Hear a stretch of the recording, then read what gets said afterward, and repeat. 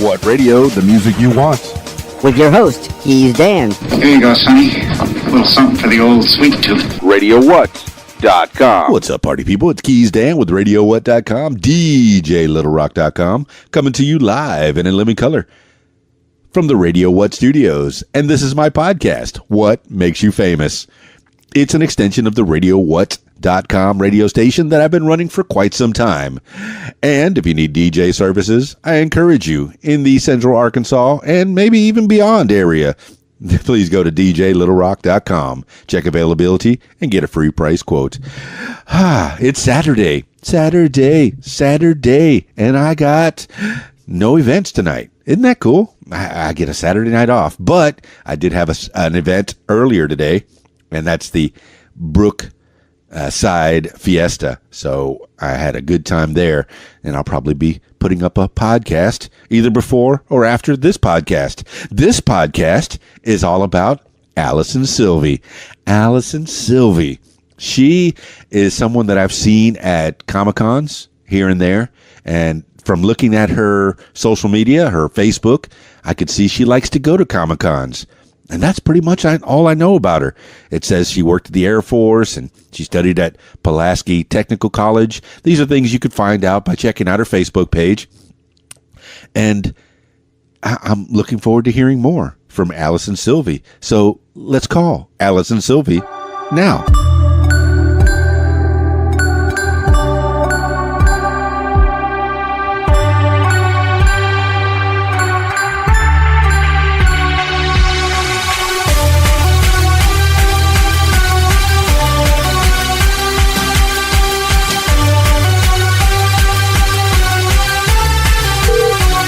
Hello. Alison Silvi, please. This is she. Hello, she. This is Keys Dan from the What Makes You Famous podcast. How's your day? It's been going good. Oh, yeah? What did you do today? Well, pretty much was at our church doing our mission meal that we always do on Saturday. A mission meal, you said? Yes, I go to the First United Methodist Jacksonville Church, and we do a meal for Saturdays for people. That's super. Who's the meal for? It's for people who really can't afford a lot, like a real good decent meal. So basically, we make them a good lunch, and it's for people who are like above advantages who can't really make a lot of good money making for food. So, wow, and that's a community service that you do every Saturday. Saturday and Wednesday we do it. Wednesday and Saturday. So the people of the Jacksonville community, at least in that surrounding areas, they get a meal at least twice a week free from yes. You. Oh, and it is a free meal, and we try to help out as much as we can with people. But unfortunately, with it being the holiday, we didn't have so many. Oh, okay. Well, unfortunately, I guess, or fortunately, there weren't so many hungry people. Why would the holidays make a difference? Well, because we have a lot of elderly people. We have a lot of people who are in wheelchairs. And so that kind of makes it a little more difficult. And with the heat being the way it is right now. So getting people to the facility, it could pose a problem. Oh, yeah, it is. Because basically where our church is located, it's over a bridge, and people sometimes have to walk over the bridge. And with this heat, there's a lot of elderly people who don't want to walk in the heat. Oh, yeah. Summer is definitely getting closer. It was, 93 degrees around the area? It's only going to get worse, so. I believe it. All right. So when people can't make it to the facility, what happens? They go hungry? No, what we do is on Wednesday, we try to we do to-go meals, and we go out to their homes. And these are people who don't have cars or not available. So we do that, and we basically try to do it just a Wednesday, but not Saturday. But it is a good program. We're pretty much the only state. I mean, we're the only church that does that. There's not a lot of churches that do that, but they are learning about what we do. No, I like it a lot. How many people were volunteering today, for example? We had about, I would say 8 that volunteered. And how many meals can you make with 8 people? Saturdays are usually simpler. We just give them sandwiches or something just very simply to make. So it's not a big, cooking meal for them. Sure. A sandwich would hold me over, but how many people did you serve today? We served about, it was about 18 people, but it's That's more. great. Well, it's a good number. That's what we don't try to look at numbers. We just look at people who come in wanting a meal. No, that's great. Feed the people, keep them alive. That's a nice service, a nice community service that you're offering with your church, and it gives you a good feeling, I'm sure. Beyond. Well, it does to help those people and what they're coming from. We understand. We'll never understand where they come from, but we understand that giving them a meal is making them feel better. Do they get a little service on top of that? A little word from the Lord? We do offer that if they would like to join our church. We don't ram it down their throats. We're just basically, we're trying that Methodism is about opening more doors and helping people. That sounds good. Well, that's good. I'm not familiar with what the Methodist is indifferent to any other religion, really. What's the primary following, the basic following of a Methodist church? The primary is just basically love everybody. It's like that's the one difference is that we love each other. We love everyone outside this church. We accept everybody. And that's our one thing is that we do love each other, not discriminate. Well, that sounds good to me. That sounds real good. If everyone just loved each other, no more war, no more. And then you're trying to clear up all that famine too. So that's great. That's great. So that's the big thing you did today. You saved some lives, probably. And so what else did you do today, Alison Silvi? Well, I'm starting to work on my photography. I'm getting ready for CosCon here in July. Photography. That's something you're getting into now? Well, I've been in it for years now. I'm just starting a business with my photography and also selling my artwork. That is super. So where'd you come from, Alison Silvi? I was born in London. I was born in England. England? Like yes. With the Queen? Well, my father's military, so basically where your dad is, that's where you're born. So that's pretty cool. What part of England? Lakenheath Air Force Base. Heath Air Force Base. Lakenheath. Lakenheath? Yes. Okay. I'm not familiar with England, and unless you're living in England, geography is a strange thing. Did you grow up in England? Did you spend any time there that you can remember? I was born there. We left about after 1986 and basically lived in Rome, New York. When you're a military kid, sure, your life is the military. You are basically moving from place to place. And that's why we're called military brats, because we're moving all the time. See, I don't know how old you are. You said that you moved in 1986. In relation to your age, how old were you then? I was still just a little baby when we moved, and now I'm 34. So it's like... When were you born? What you? 1985. 85. Okay, so you were a wee little tot when you left. Yes. You have no English accent. No, unfortunately, I don't. Oh, unfortunately, yeah. I guess I'm partial to cool accents. I guess that'd be pretty neat if you were. Can you do an English accent? Not right now, though. So, all right. You left England at 1 year old, and then you moved around a little bit. What's the first place that you remember growing up?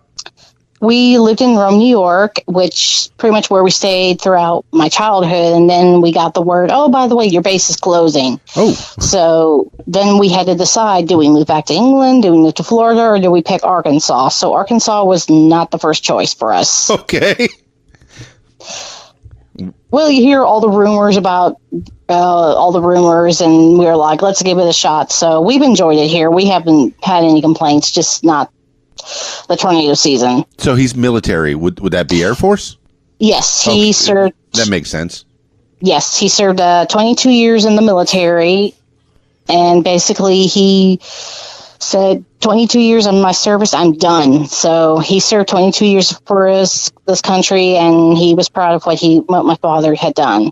I suspect that's true. 20 years is about the shelf life or the service time for anyone serving in the military. Usually it's 20 and out, and then they could start a whole nother career, really. They end up being pretty young getting out of the military if they go in very young. Is that something your dad did? Well, basically, what I tell younger people when they get married is that you married the military. Basically, you married him, and then you married the military. Understood. All right. Well, that's Dad. Is he? Did he do another thing after he got out of the military? He worked for Kraft Foods, and he retired from that about a month ago. So now he's living on Social Security and absolutely loves it. He doesn't want to. He loves not working. Living his best life. Okay. What's Mama do? My mom works at the chapel we go to. She's the secretary. She is also the financier of that church. And I work at the Little Rock Air Force Base commissary. Oh, you work at the commissary, but you're Yes. not in the Air Force. No, I couldn't hack it. So the commissary is like what is that? Like a store? That is, it's a grocery store where the military and civilians and retirees go there to shop. What's the advantage of having a commissary on the base? Their basics were to serve the military many years ago, and now they serve retirees and basically people who have a basic military ID can go on and shop and do what they need to do. Is it less expensive, or is there a deal, I guess? It's less expensive, but you don't pay a tax, which is why we have so many people. But now we have the competition. We have Walmart, we have Kroger. So, yeah, we're kind of in the middle of a competition with them. So Walmart and Kroger don't charge tax to the military? No. Oh, It's just, I didn't know that. Hello? I'm still here. Okay, yeah, I didn't know that. They don't. So, wow. Okay, okay, yeah, that blows my mind. I didn't know that they didn't pay tax to Walmart. You have to show a military ID, I guess. Yes, you have to have a military ID or a spouse that's military. All right, and okay, so that's Mom and Dad. Excellent, good upbringing.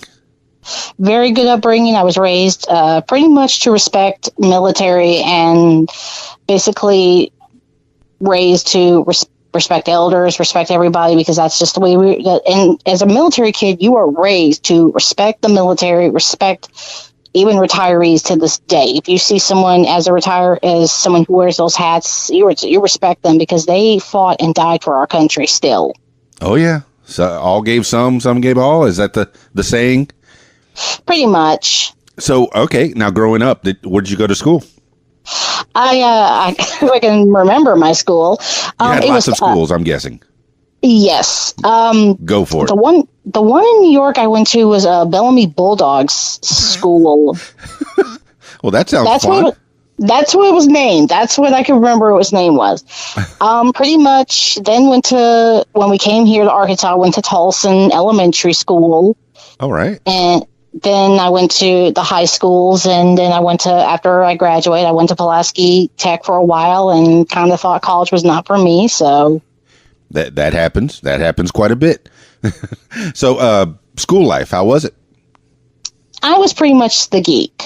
The geek. How so? I was a geek. I liked watching horror movies. I liked watching the Marvel movies. I was a theater geek. I don't know if that makes you geeky. Sounds pretty cool to me.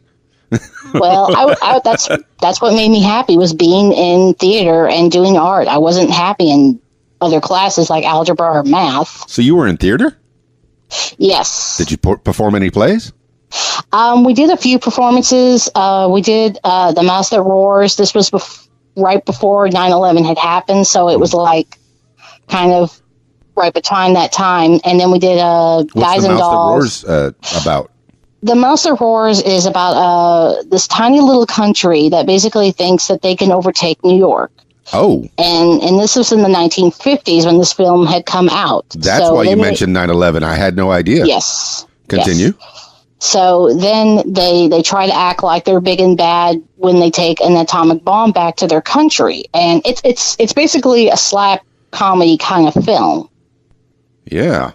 So, And yeah. Okay. And what character did you play in this?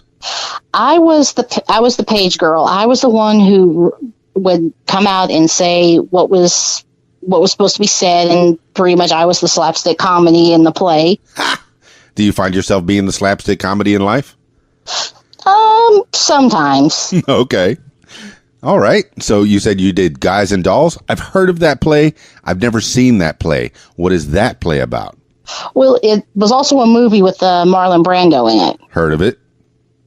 And pretty much it's with gangsters, and pretty much that's what it's about. But it's I think it's a movie with Marlon Brando in it. Yes. Yes, I've definitely heard of it, but I haven't seen it. I guess I need to check it out. I probably do. So what did you play in Guys and Dolls? I was a back performer. I was just an extra in the play. You're not just an extra. You're an extra. You belong on that stage. So in addition to being an accomplished actress, what else did you learn in theater? We learned stage combat. We learned how basically to make props, like easy stuff you'll learn in theater, and just the basics, what you'll learn. And basically, we really didn't take any acting classes, but we just learned more about how to make a prop, how to light, sound, the basics. Huh. Any of this training help you in life? Some of it did. I went on to do the Reps theater camp where they do every summer, and I got into that program basically where they teach you more about the craft of theater and more with acting. So with what I took in high school, kind of helped me more learn that. So you were in theater camp while you were in school? Yes. Is this like a week-long thing or 2 weeks or so? It's about a week. And what kind of things do you do at theater camp? Basically, you learn more than what you get at school. You're learning more about the business side of how you get an agent, how you learn how to get parts, how to get cast, and that's basically what they're teaching you more of. See, these are things that you just don't learn in schools. How to make money and how to do the business part. I don't know why they don't teach you that so much. They teach you how to count money. I mean, they teach you the basics of what money is, but they don't really teach you how to make that money bigger or better or invest that money. It's something I've found in school and over the years I've been kind of looking into it. And yeah. So, any other extracurriculars when you were in school? Not really. I was just in the theater and art, and that's what made me happy and what made me want to get through high school. What did you do with the art? I painted. Basically, I entered some competitions when I was younger. When the State House Convention Center was just getting done, we would enter our artwork and basically just hope that we would win some stuff. But it wasn't about winning. It was just putting your artwork out there. Sure. What's your favorite medium? I don't really have a medium. I just use other mediums like paint. I use charcoal. I use different types. So painting is what you like to do, as opposed to sculpting or any other types of artwork. Yeah. You're a painter. You still do it? Kind of yes and no. I'm kind of doing color pencil now. Yeah. You still doodle? Yeah. Yeah. Well, that's something cool. Are you pretty good at it, or any aptitude for it? I've gotten a lot better at it. I've been working on other forms. I've now started doing superheroes. I just did a picture of Carnage. So I like superheroes. Carnage, that seems pretty scary. Is that the Venom thing? Yes. That's Venom's like villain, I guess? He's kind of like his enemy, basically. His enemy. Okay. Yeah, because I can't get what Venom is. Is Venom a bad guy? Is he a good guy? Does he want to be a bad guy? He's an anti-hero. He's like Deadpool. Deadpool. All right.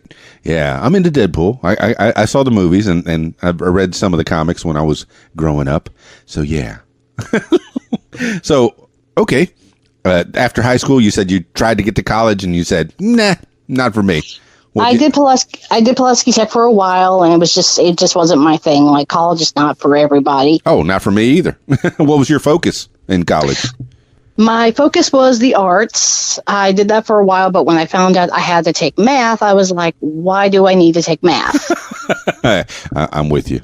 I'm with you. Why do I need to take math? Well, some people just don't like math. Some people do. Some people love it. And math, yeah, sure, could be the language of the universe. And all more power to you if you like math. So please, if you like math, stay in school. Go ahead, learn your math, save the world, do all that. So for people like you and me, on the other hand, you just went to get to work. What'd you end up doing? Basically, after getting out of Pulaski Tech, I just started working at the commissaries of vendor stalker, but doing that for a few years, and I'm starting to find something else. So. Wow. So you've been at the commissary like most of your adult life then? Pretty much. That's pretty cool. You're taking care of the veterans and the vets and the people that are actually in the Air Force, right? Pretty much. And then on your off time, you take care of your people in the community.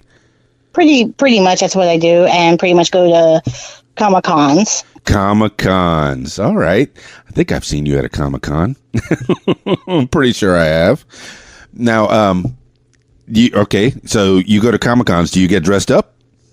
I sometimes do and sometimes don't. I have dressed up before, and I was, oh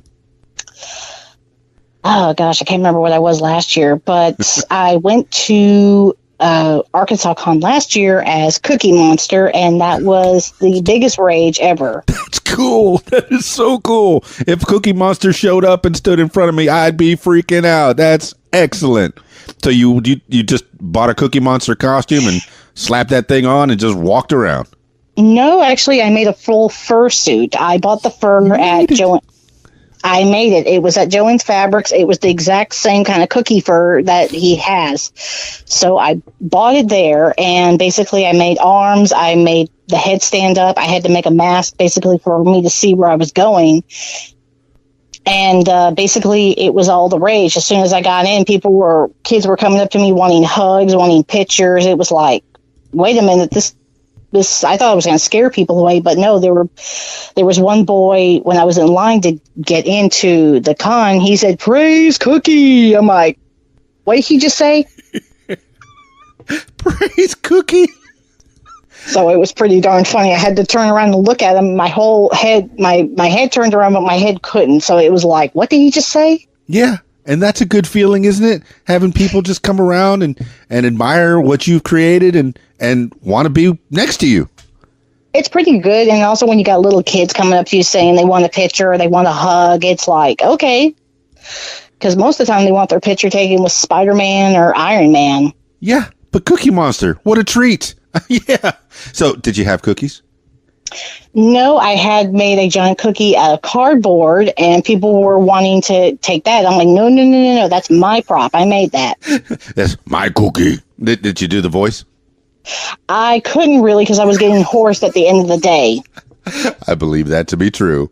Now, okay, I guess maybe the only other thing you could have done is probably bought a box of cookies and just given them out. But giving away free food to people, come on. Well, one year I was Negan. And this was just after the episode had aired, after Glenn had been killed, and people were coming up to me saying, "How dare you?" I'm like, I was like, "Hold on, buddy. I'm a cosplayer. I'm not." But it was funny because they just come up to have fun with you. But there were some looking at me like ugly. They gave me ugly looks. Wow. I'm sure they do that to the actor that plays Negan. They look at him funny. I liked Glenn. I liked what was the redhead's name? Oh, Abraham. Abraham, that's right. As you can see, yeah, I watched Walking Dead. I think the first season or two, I got into it, but then I realized, okay, it's just these people walking away from zombies. I get it. Well, I've actually gotten to meet some of the cast members of The Walking Dead. I got to meet Jeffrey Dean Morgan last year, Walker Stalker, and he is unbelievably amazing. Now, this is what I've heard: is they're good people, they're nice people. I think I met one of the guys at Comic Conway, big dude, and he had gotten killed off in the first or second season, and by this time it was probably the third or fourth season, but he was very nice to meet. Big dude, big, African American fellow. Just I know who you're talking. Tiny. Oh my goodness, yeah, but he was so nice. I've met him. I met Denai Guerrero. I have met Jesus, and it's like, oh my gosh, you people are actually nice. Yeah. Isn't that neat? And especially when they come to Comic-Cons, they're usually prepared to meet their fans. And that's a nice thing. That's a nice thing about going to Comic-Cons. What's your favorite thing about Comic-Cons? Just going there and meeting these people you've like from your childhood, basically, because we have Arkansas Con coming up and we have Sean Astin, and he's like, that's my childhood. Sean Astin's coming. Yes. Was he? He wasn't Frodo. He was the other. Yes, he was Frodo, and he was also in the Goonies. Oh, he was Frodo. Okay, I remember he was in the Goonies. That's for sure. I didn't realize which elf he was in. He was. So he was Frodo. All right. I should trust myself a little bit more.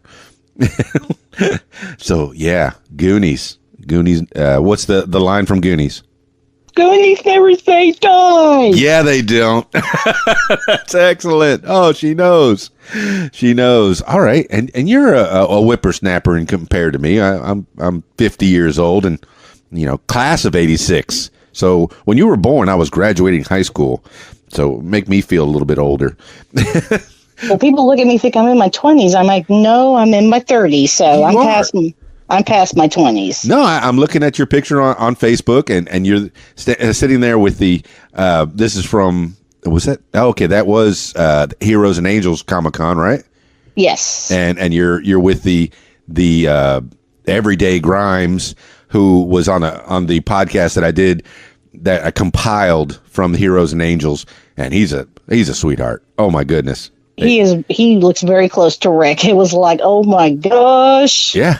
And he enjoys what he does, and he enjoys that he keeps that character on, even if he's not in his sheriff's uniform. He's always recognized as Rick Grimes, and I think that's pretty neat.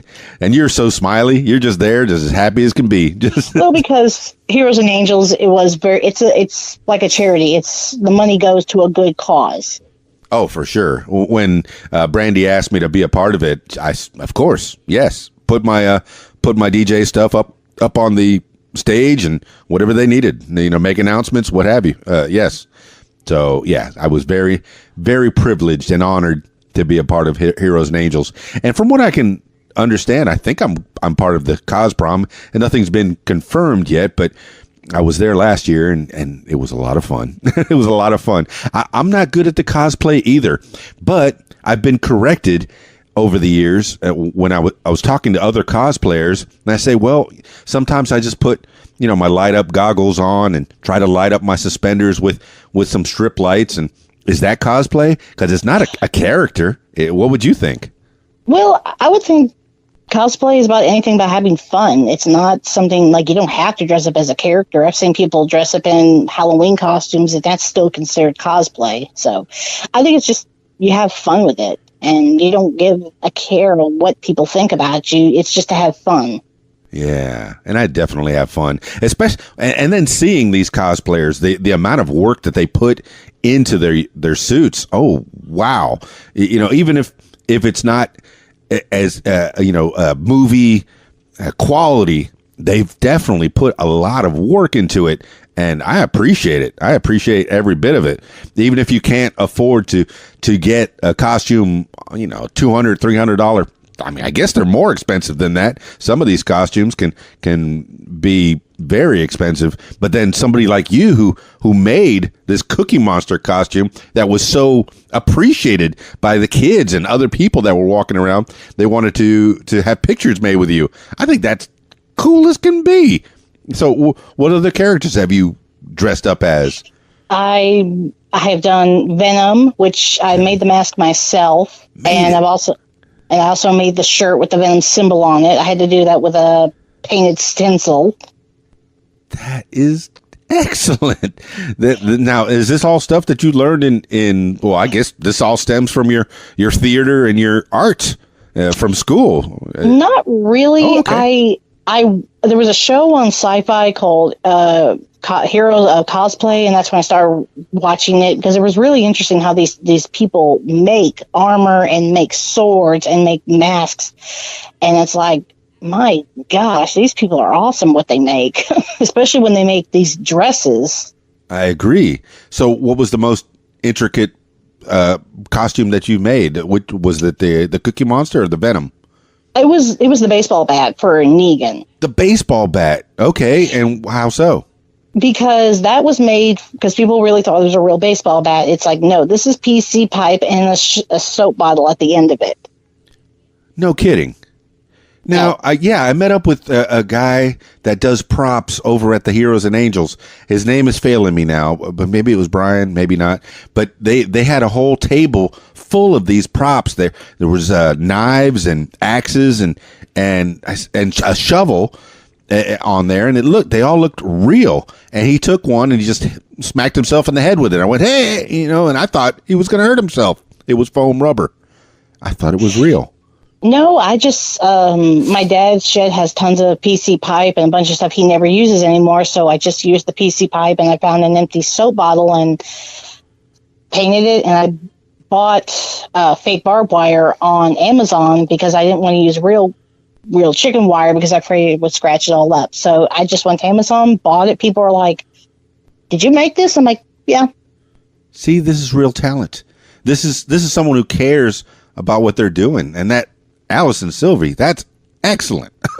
I'm so impressed. I feel like I can't, well, I say can't. I feel like I don't have the time to do that. How time consuming was that to make this baseball bat? That was 2 days work for me. Yeah. To basically saw the pipe down, basically where it fitted, the soap bottle would stay. Like I had to super glue the soap bottle so it wouldn't move a whole lot. Then basically take blue tape around the barbed wire, paint that, and make it look like it was in there. But that was like a 2-day prop for me. Yeah. The cookie monster was 3 days. Yeah. Some people don't have this time, and you took the time. You could have been doing other things, but no, you said, oh, I got this Comic-Con coming up. I think I want to do something. Yeah. And not just for yourself, but for the people that come to the Comic-Con, they get to see something interesting. And that's you. That's you, Alison Silvi. That's excellent. I would definitely appreciate seeing you as the Cookie Monster or the Venom or the Negan. Any other cosplays that you've done, or? I'm planning on doing Captain Marvel. I'm buying this costume. It's from Wish, so that's where I'm going to be buying my next cosplay is from Wish. Now this is an investment. How much is a costume from Wish? Wish is actually cheap. It's more cheaper than what you're going to buy at Spirit or any other Halloween costume. They have costumes that actually look like it's from the movie itself. Like if you want to look like Spider-Man, they have a genuine good Spider-Man suit that's like right off the film itself. Yeah, if I want to look like Spider-Man, I got to lose about 200 pounds and and build some muscle, and then go ahead and put on one of these costumes. Now, how much is a costume from Wish? My costume is costing about, it says $16, which is cheaper than what I would get at Wish. I mean, not at Wish, but something I would get at Spirit. Wow, and it's something that looks pretty decent? It looks pretty good. It's like I said, it's a genuine costume. It looks just like right off the film. And it's something, is it something you'll have to touch up or add some of your own flavor to it? Probably the only thing I'll add my flavor to is just my stuffed orange cat that looks like Goose, so. See, this is a movie I haven't seen. I saw the Endgame, but I realized that I probably should have seen Captain Marvel before I saw Endgame. Well, you got time, so. Well, yeah, but I've seen them sporadically. If they come on Netflix, I check it out, or on Hulu, or on Amazon. Those are the three things I have. I've cut the cord, I guess is what it is. Instead of spending about $90 a month, I go ahead and spend about $30 for the three different services.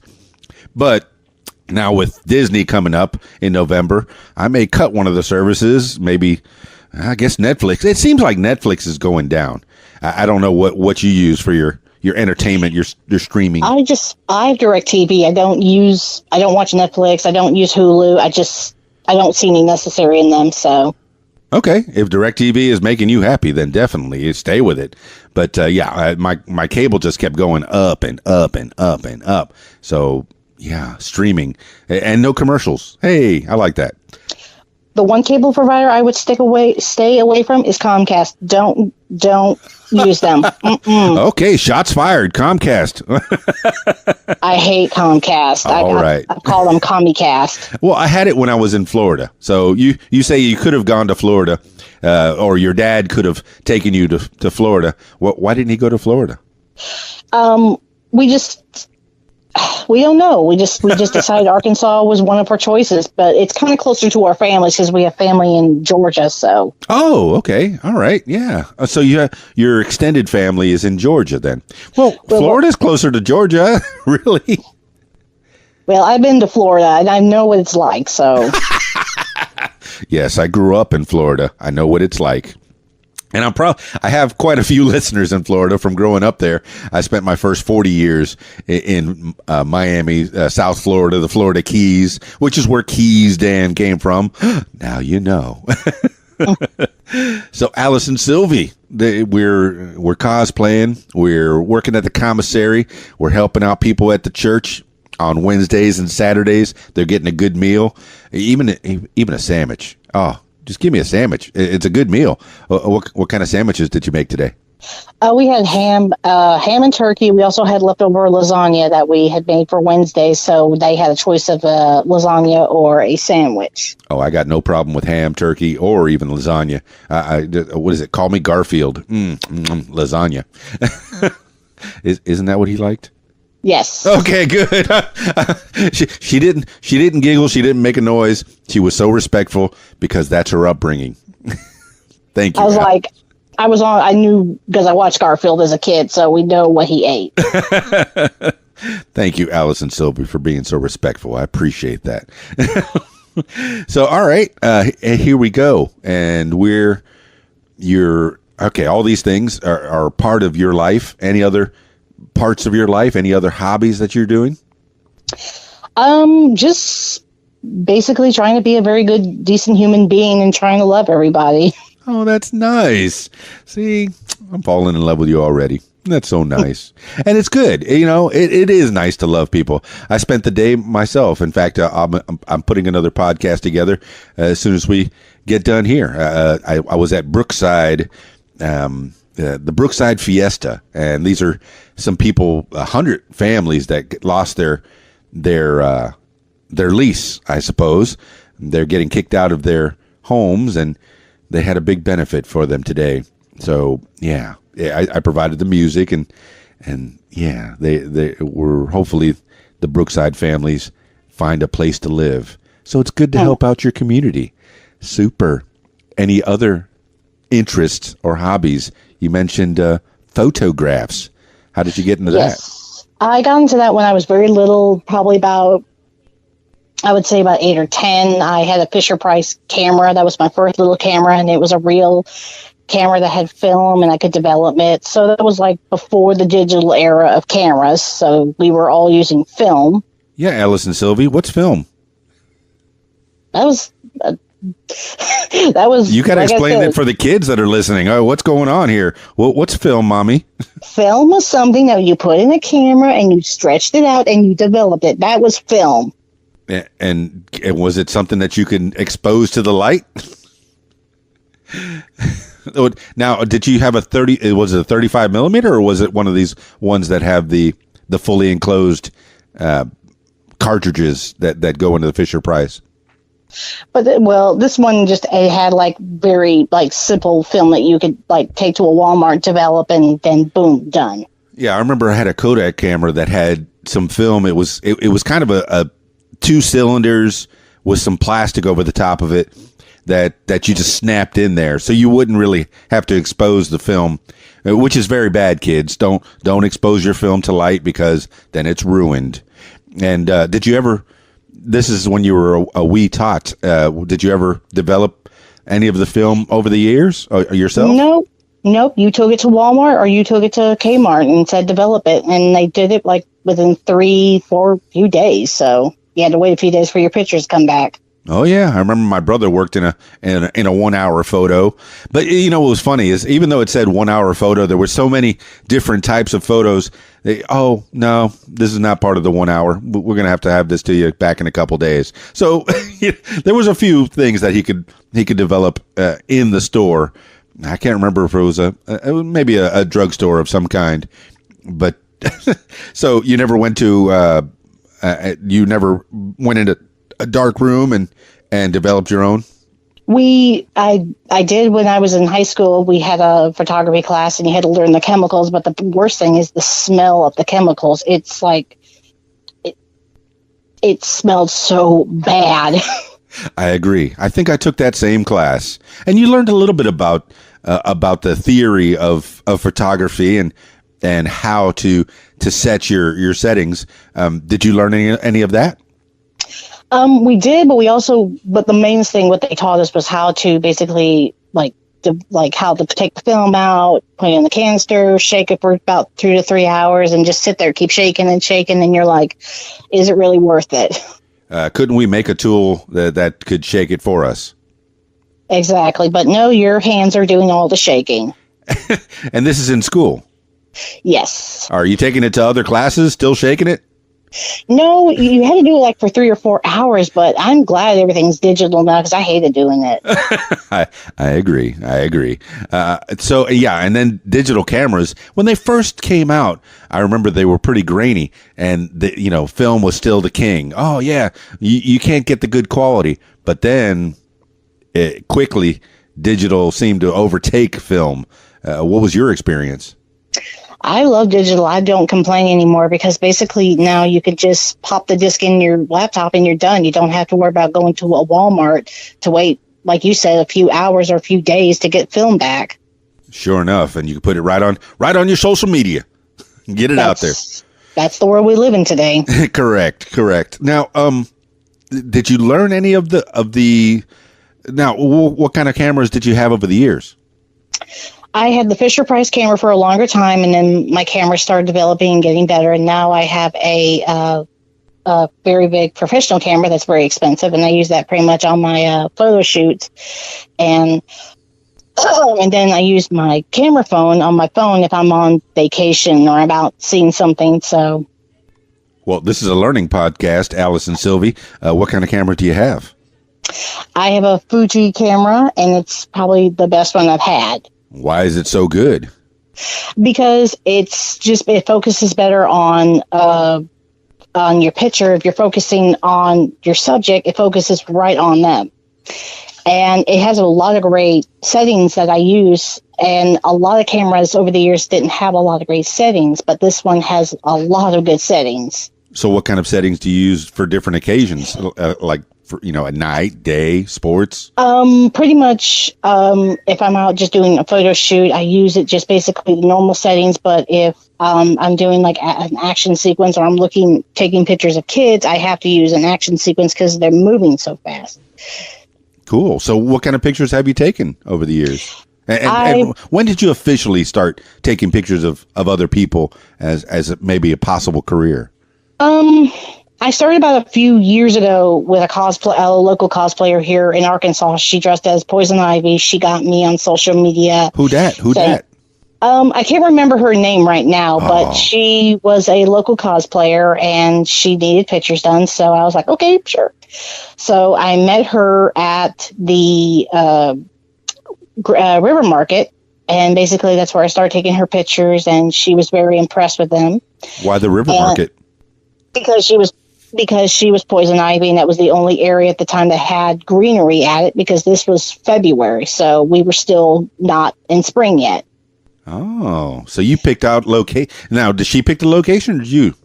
I picked the location because it was my first time picking locations, and she was perfectly fine with that location. That is pretty smart. No, it's nice to know your locations. Well, if you have different reasons or different needs, it's nice to know several locations that you could maximize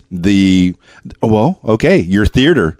You're trying to make an image that creates a feeling, and the River Market was the right feeling, the right spot for Poison Ivy's pictures.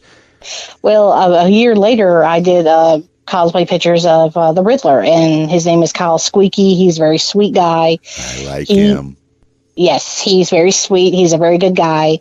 And we walked all over the river market. There were people wanting pictures with him. There was a few statues out there that were really kind of silly. So he wanted to use the statues. So we used them. Turns out they were perfect. They worked great with his character. Very cool. Well, I'm looking, the last post that you did on your Facebook is with Kyle Squeaky Heron. So you guys are pals? Yes. He found me on Facebook and wanted to take some pictures of his Riddler. So this was about, I think, mid-April of last year. We took them, and pretty much the weather was nice, but there were people everywhere saying, "Can we take your picture?" And I'm like, fine. So there were kids. They were loving it. He was enjoying it. And he's a really, very good cosplayer. He's just crazy. No, I consider him a pro. I've seen his Riddler. I like his Riddler. I like it a lot. I like his cosplay, for that matter. What is that one he did? John Constantine. Didn't he do one there? Yes, that was by another photographer, and we're actually really good. Now, okay, over the years, have you learned better how to take pictures? I have learned better because my dad has taught me a little more about how to focus and take the picture, slow down, look at what you're looking at, and just learn. You get better as you learn. Yeah, I guess I never went over what job your dad does in the Air Force, because it's not just pilots. Has he been a photographer or? No, but he does like taking pictures. But no, his job in the military, he was a chief. A chief what? A chief, and then he was a first sergeant in the squadrons. Oh, okay, yeah. Oh, I didn't know. A chief of what? Okay. That's a rank in the military. Yes. I'm not a military guy. I almost got in the Navy, but I got in a motorcycle wreck 2 days before I was supposed to go, and I never went. Yeah. Fate. Fate's a wonderful thing, or I don't know if you call it fate or kismet or God's will. But yeah, I didn't go in the Navy. Well, like I said, the military is not for everybody. So. But I wanted to go, but I got in a motorcycle wreck. So there you go. So you and Kyle, are you that you took pictures of his Riddler, and since then, what have you done? I have worked with other cosplayers. I basically are now working these Comic Cons. I worked down another con, and then I have CosCon coming up in July. So now I'm just trying to exploit more and trying to get my name out there more with more people, and they'll be like, "Hey, she takes pictures. Why don't I hire her?" Yeah, that's pretty neat, Alison Silvi. You're turning a hobby into a possible career. Because go ahead. Because some of these cosplayers they're not making the big bucks. They're like Kyle. They want to do this just for something that's fun. Sure. And a lot of them aren't going to make the big old buku bucks like a lot of these other cosplayers make. So I can charge them pretty good dollars and not charge them an arm and a leg, because some photographers cost them over thousands of dollars just for a session. Yeah, and I know if you're really serious about getting into this, I know cosplayers, it can actually be a career. I've talked to some cosplayers over the years. I guess with this podcast, I've talked to a few even, and some of them make it into a career. So they do spend a lot of money on photography, not just for the cosplay itself. There's other outstanding things that need to be spent. Money needs to be spent, because the photography, it's a very important part, getting those good quality pictures, so that way people can buy those good quality pictures. And that's something that you're offering to cosplayers that are maybe just starting out or are just doing it as a hobby. Pretty much. Yeah. So anybody that gets into cosplay, I mean, wouldn't they want a memory? Wouldn't they want, if they've taken this time, for example, you took that time to make that Cookie Monster costume and your Negan costume and your Venom costume. Do you have a lot of pictures of you from those times? I took a few pictures of my Venom costume. I put up my green screen, and my sister had to take the photos because I couldn't take the photo and take the photo and basically look at myself. So I pretty much took pictures of that, and I also took pictures of my Negan and also of my Cookie Monster. Okay, well, it's nice to have an assistant. I know that I work a lot of weddings and a lot of events, and whenever the photographer comes in, if it's a bigger event, if there's a lot of people at these events, it's nice to have an assistant. So does your sister help you out sometimes? She helps me out when I need pictures taken because I use sometimes my phone, my camera phone to take those pictures. But yeah, she needed to take them because, like I said, I can't take the photo and then look at myself of how I'm going to pose. So. Oh, you're absolutely right, Alison Silvi. Super. It's good to have people to help, and it's nice that you have your sister in your corner. I didn't even go over that. Any other siblings? How many siblings did you have? I have only my sister, or only the rolling two of us. Oh, big sister, little sister? Big sister. Big sister. What does big sister do? She works at the commissary, too, with me. She's also a vendor stalker. What? So you guys are tight? Yes. That is nice. It's friends come and go, but your family, it feels like they'll more likely be in your corner in any situation.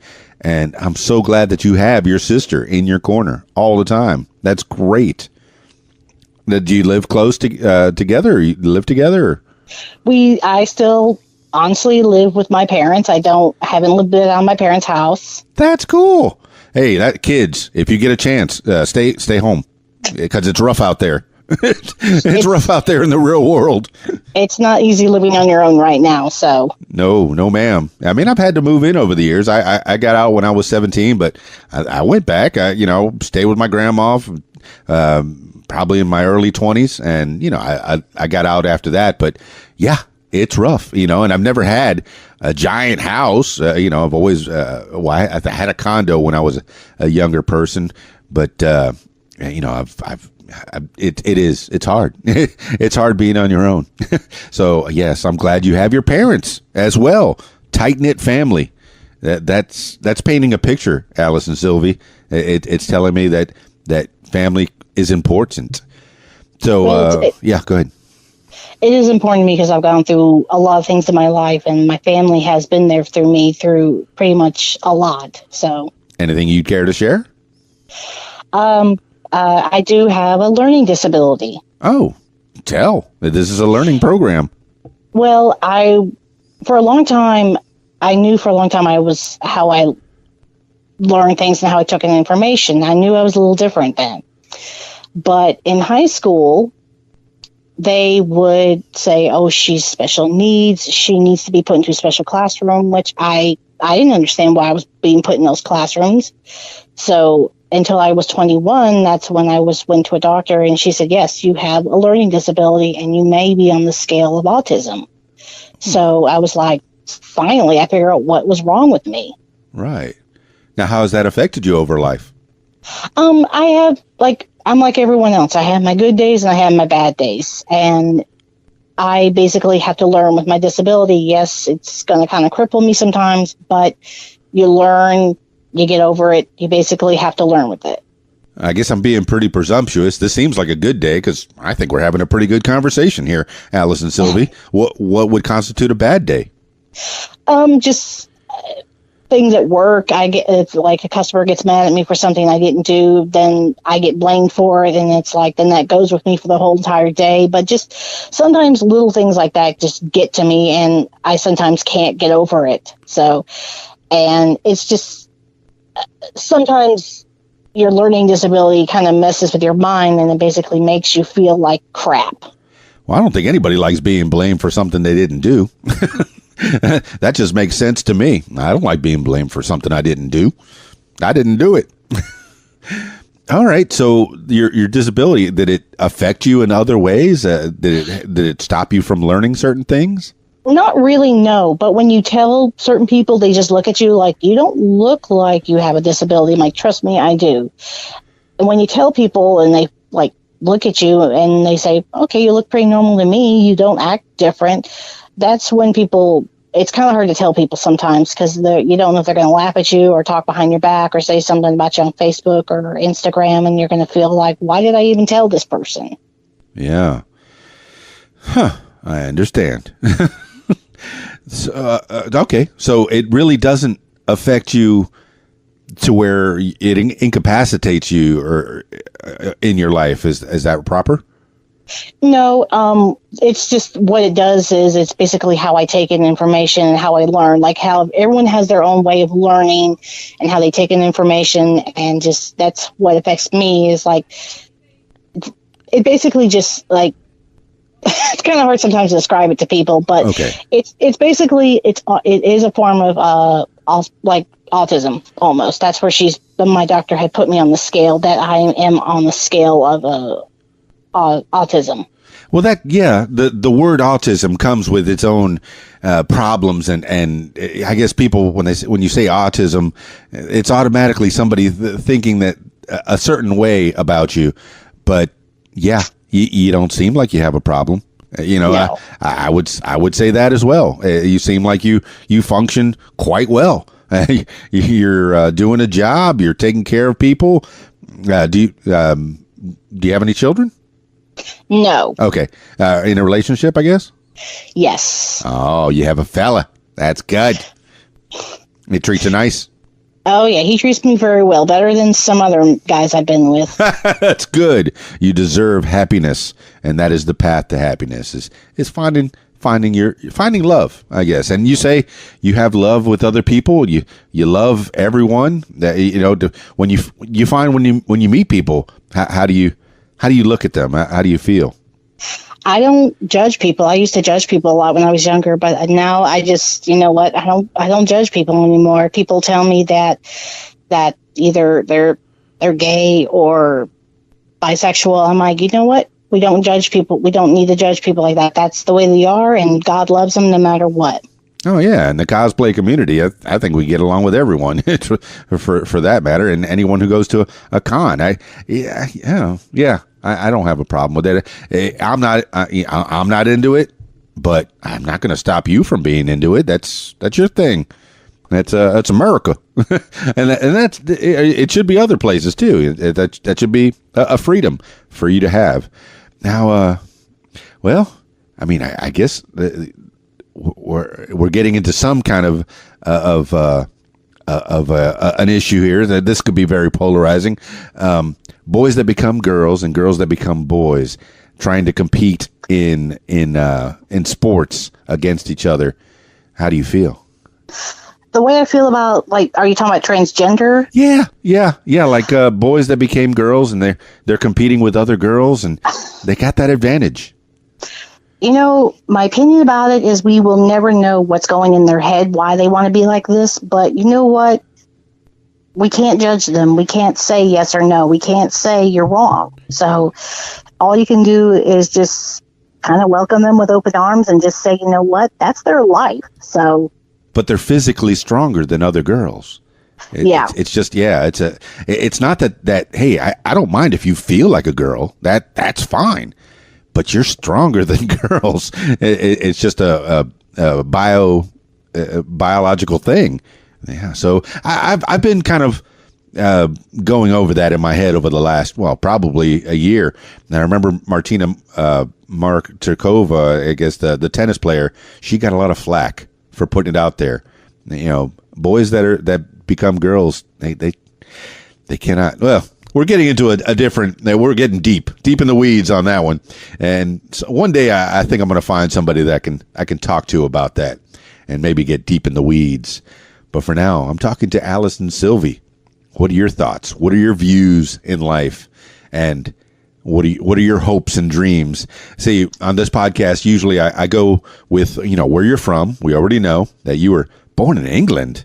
England? What? I'm proud to be British. Yeah. Are you still, do you carry an English passport because of it? Well, I do have dual citizenship. Would you stop? Go ahead. I have dual citizenship, which means I am a U.S. citizen. And then if I decide to go back over to England, then I am a British citizen. It could be one day Dame Alison Silvi. I hope to. I would love to go back and just see England. That's so cool. I would just love to go back. Yeah. See, and that's another thing is the one world, the open borders thing. That's something I've been struggling with over the years is should we be building a wall or should we kind of you make sure that everybody comes in a legal way. Yes. But not automatically building up a giant wall against people.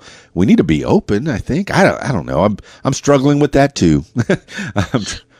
The way I've seen that, that we do need to be open with people. We need to let people in that want to come in the country the right way and want to be American citizens. But you have people who are bad people and who are gang members and that will hurt people. Right. So we do. It's hard, like you said. It's hard to talk about it because either side has their opinion. It's very who's polarizing. right, who's wrong. But I find that most people are down the middle. If you just sit and talk with somebody, hey, we all love our kids. We all want, to make a living. We all want a roof over our heads. We all want to eat every day. There's certain things that, wow, we're all kind of alike. We just want to come at it from different directions. And, what do you think? I'm honestly, I am a U.S. citizen. I came in this country the very right way. Right. But it's hard. It's hard to say who's right, who's wrong, who comes in this country, who doesn't deserve to come into the country. And we have to know that there were some bad people who came into our country a few years ago and brought buildings down, and they were not U.S. citizens. So it brings up that about 9/11 again. So it is hard to say who comes in, who doesn't. And it's up to our government, it is up to us, it is up to our next generation who is going to figure out what is right and wrong with immigration. Yeah, I'm hoping there's somebody good in charge. And I guess that's with our vote is who we put in charge. So if you don't like how it is now, well, vote it out later. And if you like how it is now, keep it in. Vote it. So, Alison Silvi, we've talked about a lot of things. Any other areas you want to get into? Pretty much if you want to talk about more from how I grew up. Hit me. Do it. I grew up as a military brat and living here in Arkansas in the summer heat. It's great. It's great. It wasn't great today. I was outside all day. I was under a tent and I was melting. I'd say get used to it. It's going to be hot till December. I believe that to be true. And I spent a lot of time outside. I spent a lot of time driving around and listening to podcasts. So, yeah, that's one of the reasons I got into it, it's so hot. And I'm from Miami. So you should expect that it's hotter there and the Florida Keys, but you get the breeze off the ocean. So I remember when I was down in the Keys, it was always so blue. And then when I got to Arkansas, it's green. So I changed my logo from blue to green just to reflect that. And it's been nice. It's been nice living here in Arkansas. I'm appreciating it. I got here in 2009 and the people, it was easy to start my life over. And I'm very happy to be here. And I'm very happy to know you, Alison Silvi, and get to know you. Oh, for sure. For sure. And I look forward to seeing you at the next con. So growing up as a military brat, and it's always military brat. That seems to be the moniker when people say, I had a military dad or a military mom or both parents were military brat. Now, how about the sister? What does she do? Oh, she works with you at the commissary. Yes. That's right. And have you always worked together? I was, we were both storeworkers for many years, and then we quit that, and then we started working for doing vendor stocking, which it does pretty good, but unfortunately, it's not really getting better at the commissary. We have an employee who it's not really great right now. That's all I'm going to say. Okay. Yeah, that's all you need to say. So, growing up with your big sis, how was she to you? We're siblings. You get on each other, you love each other, you fight, you argue. That's just like if you had a brother or a sister. So that's the way we are. Now we have a 1-month-old puppy who acts like our little brother. 1-month-old puppy? What kind of puppy? Yeah. He's an Irish cream golden lab, and his name is Cooper. That sounds like a nice dog. Oh, he is a 1-month-old puppy, and he acts like he rules the roost. Now, is that your dog, or is that her dog, or is that your mom and dad's dog? He's the family dog. Family dog. Now, big sister, she still live with you? Yes. That is a tight-knit family. Yeah, I have a 13-year-old, and I said, you could stay home forever. I don't care. You could live here forever. I'll be okay with that. And they do that in other cultures. I've heard that people in the Far East live with their families all the time, forever. That's their thing. You might get a bigger house and have your mom and dad in one of the rooms, and you'll be in another room with your spouse, and that's just the way it is. It sounds unheard of in America, but it's not. It's not. And it works, to keep your family together. Like I said, your family's probably going to back you up in almost any occasion, unless you hurt somebody. And even then, your mom's going to say, "No, not my child." Mm-mm. Like, I didn't give birth to you. No. I don't mean that. I mean, no, my child is innocent. They'll back you up. They'll back you up until they find out, oh, okay, he actually did it. Never mind. Alison Silvi. Man. Okay. So any other aspects that you want to get into? Not really. I'm just a very down-to-earth person trying to live her life to be a good person and just trying to survive having a 1-month-old puppy in my house. Yeah. How's the, well, I mean, only 1 month old. There's no training at this point. It's just a puppy in a box, I'm guessing, or maybe in his own little room that you kind of keep him in. No, well, he has a little crate in the kitchen, but no, he's getting trained very well. He knows down, he knows shake, but he's just like, he likes jumping on the couches. He'll jump and try to snuggle. It's like, get off, you're peppy. He knows down and shake. He's a genius. He's only 1 month old. He's not even, oh God, it's like, when we got him, my dad was like, well, why don't we just throw a baby shower? Because we were literally getting a baby.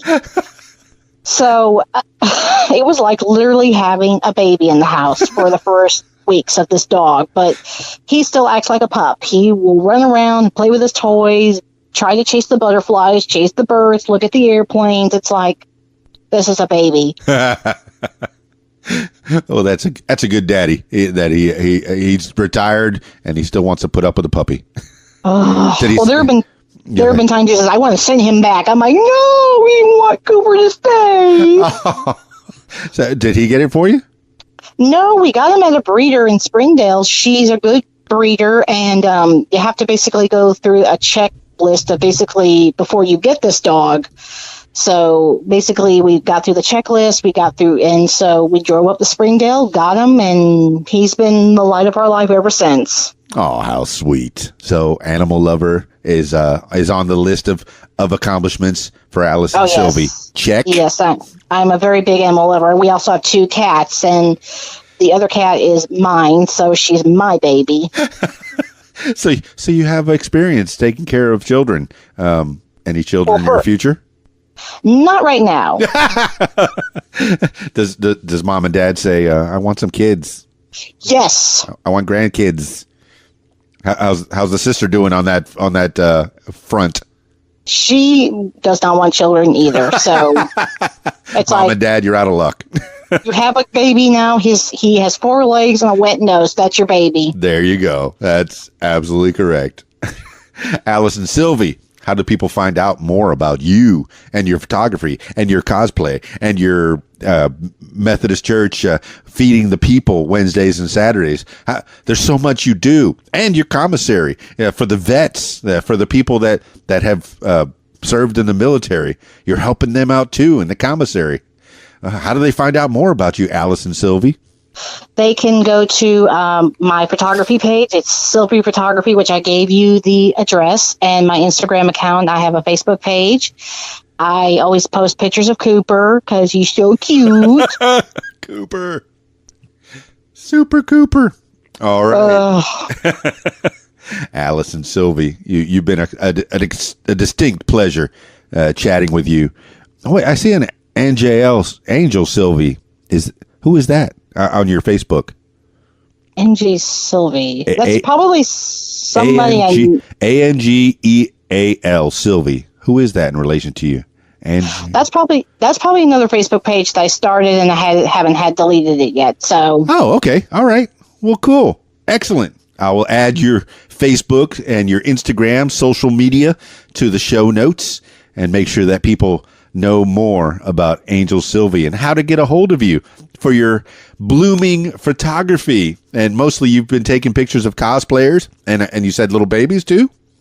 Well, children's events too. How sweet is that? It's nice to be a part of people in their best times. I do weddings and parties all the time, and people are having a good time. And part of that is because of you, Alison Silvi. You're capturing those moments, and they get to remember those good times because of you, Alison Silvi, because memory fades. But thankfully, hey, photography and Facebook is eternal, it seems. And that's all you. Hello? I'm still here. Oh, okay. Yeah, you didn't say anything. Sorry. There was a little bit of a fade there. So, Alison Silvi, thank you so much for chit-chatting with me. Oh, you're welcome. I appreciate you. Any last words for the people? Just go to my Facebook page, go to Silvi Photography. I do great pictures for very cheap prices. And just go to my Instagram account, take great pictures. If you like seeing a dog being a puppy still, go there. You'll see Cooper's pictures. Trust me, I take a lot of pictures of this dog. Excellent. And Alison Silvi, you're such a sweet pleasure talking to you. And I look forward to hearing more from you, Alison Silvi. Thank you. Thank you for talking to you. All right. That's it. We'll chat more. I'll put this up today. All right. Bye.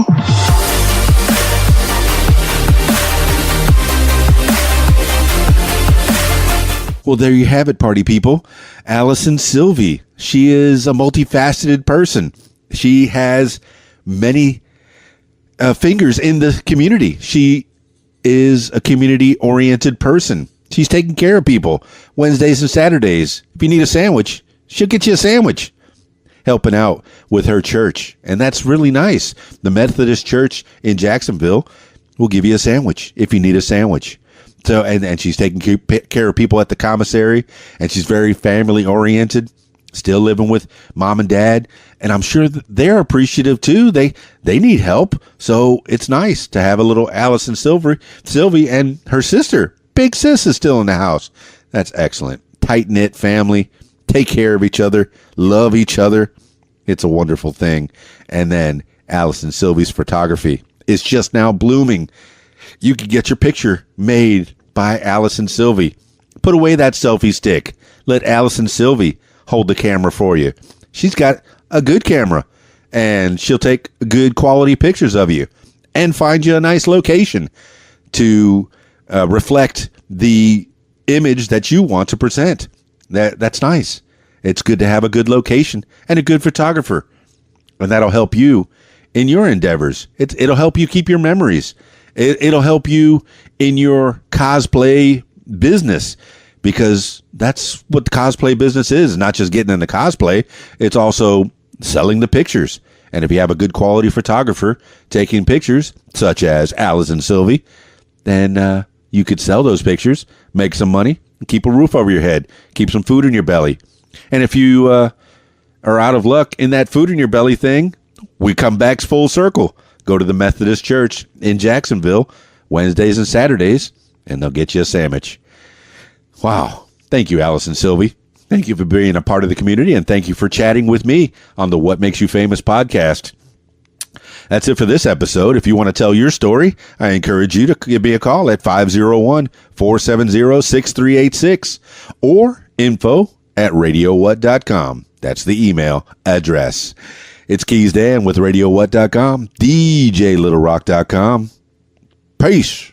I'm out of here. Radio What? The music you want. Hey guys, this is Shelly G with a fast fact. Music was sent down a telephone line for the first time in 1876, the year the telephone was invented. Do you have a fast fact? Share it with us at Interactive Radio, RadioWhat.com. Follow Keys Dan on Facebook and Twitter. Click on the links at the top of keysdan.com. Follow Radio What on Facebook and Twitter.